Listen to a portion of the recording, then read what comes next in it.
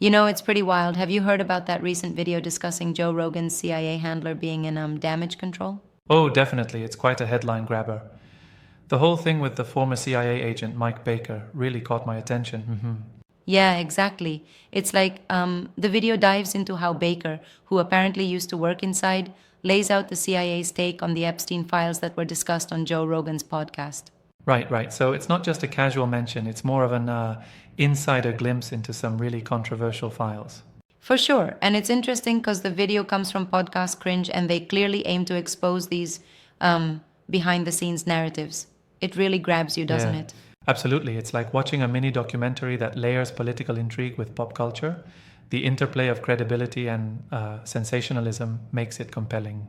Yep. And you know what's crazy? They even include all this extra YouTube metadata, views, likes, and even links to tweet like comments on copyright protections and fair use.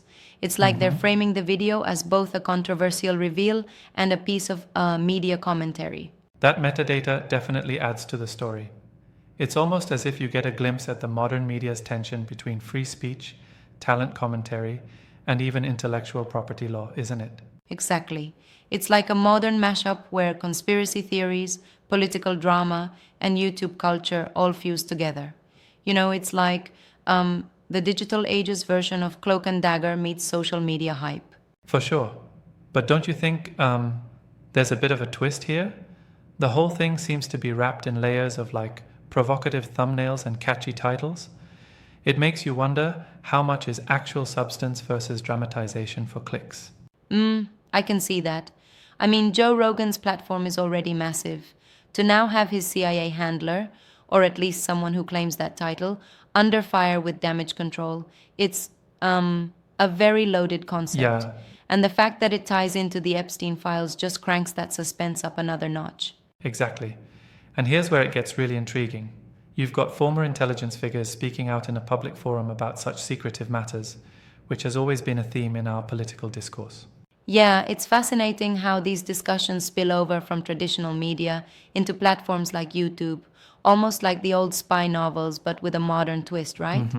It almost makes you think about the role of social media as a platform for confidential leaks and damage control. That's a cool point. But here's a question.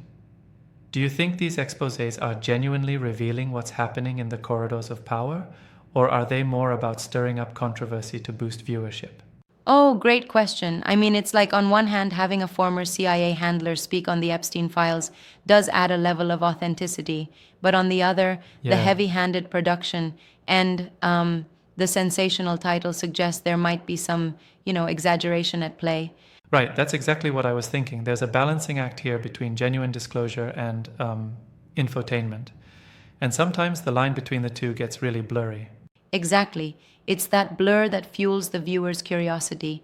And I find it almost ironic that someone with a background in, well, high stakes intelligence now finds themselves in what appears to be a very public spectacle of damage control. Yeah, It brings to mind how information is weaponized in our current era. yeah, kind of like our modern version of espionage, where the battlefield is now social media and viral videos, isn't it?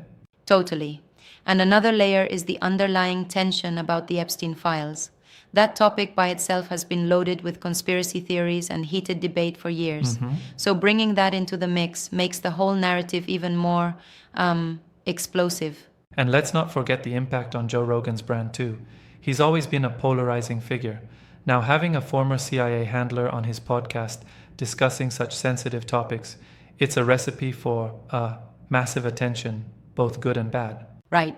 And that's probably why you see these channels, like Podcast Cringe, capitalizing on it. It's like a twofold reaction, one part genuine inquiry and the other part Yeah. media circus. It definitely makes you reflect on what we consider reliable information in this age. For sure. And honestly, sometimes I wonder about the reliability of the people presenting these views. I mean, is Mike Baker just doing his part to stir up drama? Or is he genuinely trying to set the record straight on what the CIA thinks about these matters? That's a solid point. There's always that dual motive, damage control versus public awareness.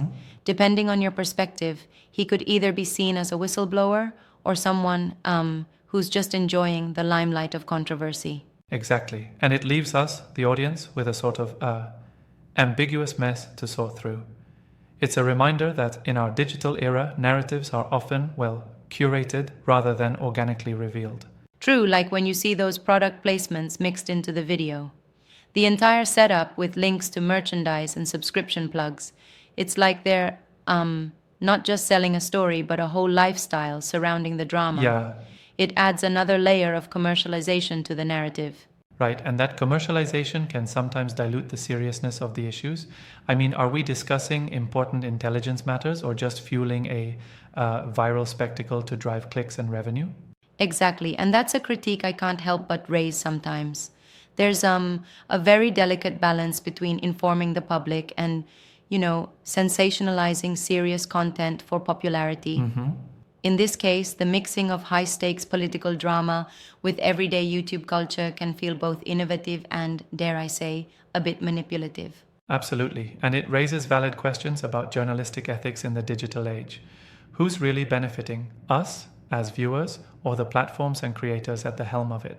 Right, and that makes the whole debate so lively. I mean, on one hand, you have this chance to peek behind the curtain at some clandestine layers of government, and on the other, there's the risk of misinformation or hyperbole. Yeah. It's like walking a tightrope between fact and fiction. Exactly. And it's reminders like these that keep the conversation about media, its reliability, its ethics, so very relevant today. Don't you think it's a wake-up call for our society to better understand the narratives we're consuming? Totally. And even though the video is clearly designed in a way to attract controversy, it still forces us to think about the intersections between government disclosure, public discourse, and media sensationalism. And that, in a nutshell, is what keeps these topics so riveting. Definitely. It's almost like unfolding a modern-day thriller where every new clip or podcast episode peels back another layer of the mystery, even if some parts are exaggerated for effect. Yep, it's that mix of truth and theatrics that gives us endless food for thought. I mean, you never know if you're getting a genuine insider scoop or just an elaborate performance engineered for viral traction. Right. Either way, it captivates our imagination. And isn't that what good podcast and video content is all about?